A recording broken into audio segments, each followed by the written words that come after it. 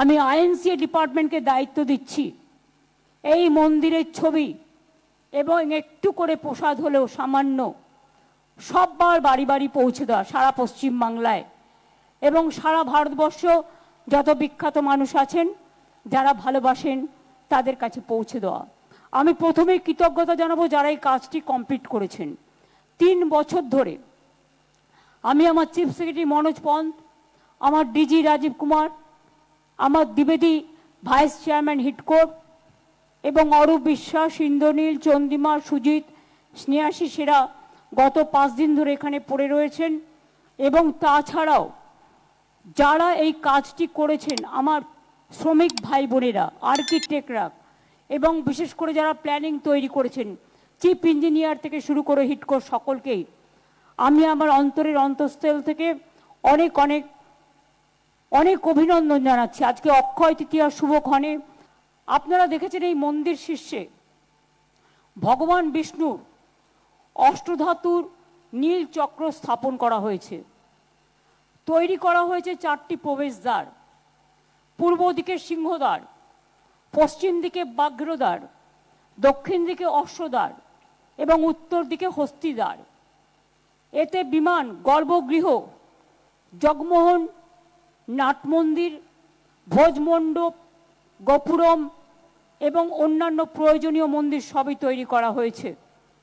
চৈতন্য দ্বারও তৈরি করা হয়েছে। ভগবান জগন্নাথ, ভগবান বলভদ্র এবং দেবী সুভদ্রার পাথরের তৈরি বিগ্রহ যেমন আছে, তেমনি নিম কাঠের তৈরি জগন্নাথ, বলরাম, সুভদ্রাও আছেন। দারুমূর্তি প্রতিদিন সেদিকে পূজিত হবে।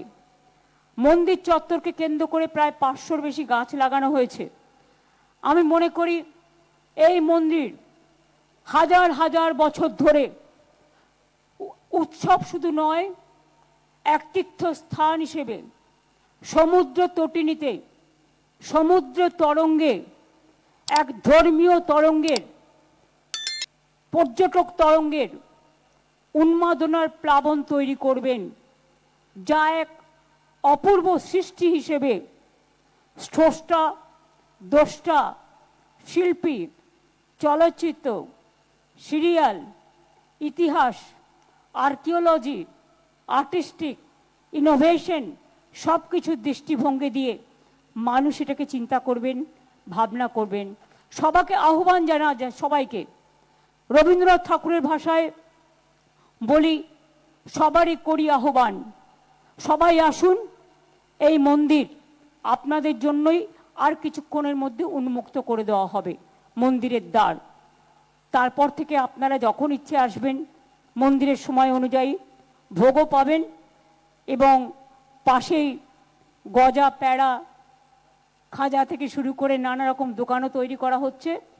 আপনারা দেখতে পাচ্ছেন মেন মন্দিরে কালকে ধ্বজা ওড়ানো হয়েছে এবং গত 7 দিন ধরে কলস যাত্রা থেকে শুরু করে যজ্ঞ, কালকে যজ্ঞ শেষ হয়েছে, প্রাণ প্রতিষ্ঠা, আজকে দ্বারোদ্ঘাটন হবে।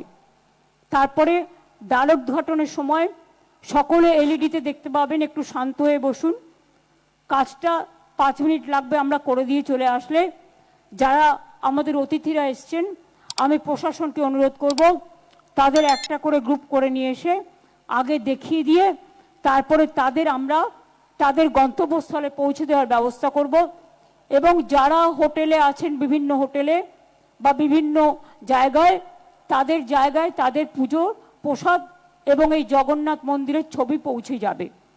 আগামী দিন আমরা চেষ্টা করব, আমি আইএনসিএ ডিপার্টমেন্টকে দায়িত্ব দিচ্ছি এই মন্দিরের ছবি এবং একটু করে প্রসাদ হলেও সামান্য সববার বাড়ি বাড়ি পৌঁছে দেওয়া সারা পশ্চিম বাংলায় এবং সারা ভারতবর্ষ যত বিখ্যাত মানুষ আছেন যারা ভালোবাসেন তাদের কাছে পৌঁছে দেওয়া।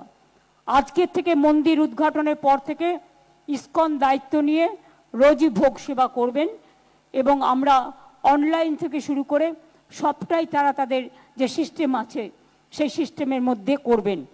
সময় প্রায় শেষ, আমরা টাইম মেনটেন করে চলি। অক্ষয় তিথির পুণ্যতিথিতে সকলকে স্বাগত জানিয়ে বলবো, নয়ন পথগামী জগন্নাথ স্বামী, নাম গানের শান্তির গান যিনি গেয়েছিলেন তার নাম চৈতন্যদেব। সেই চৈতন্যদেবের নয়নপথগামী জগন্নাথ স্বামী, জগন্নাথ জগতেরও নাথ, জগতেরও পিতা। ওং নীলাচল নিবাসায় নিত্যায় পরমন্তমে বলভদ্র সুভদ্রা ভাঙ্গ জগন্নাথায় তে নমো। হে কৃষ্ণ করুণা সিন্ধু দীন বন্ধু জগৎপথে গোপেশ গোপিকাকান্ত রাধাকান্ত নমস্তুতে।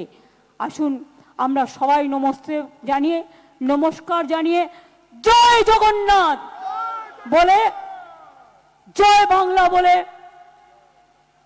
সারা বিশ্বে শান্তি প্রতিষ্ঠিত হোক।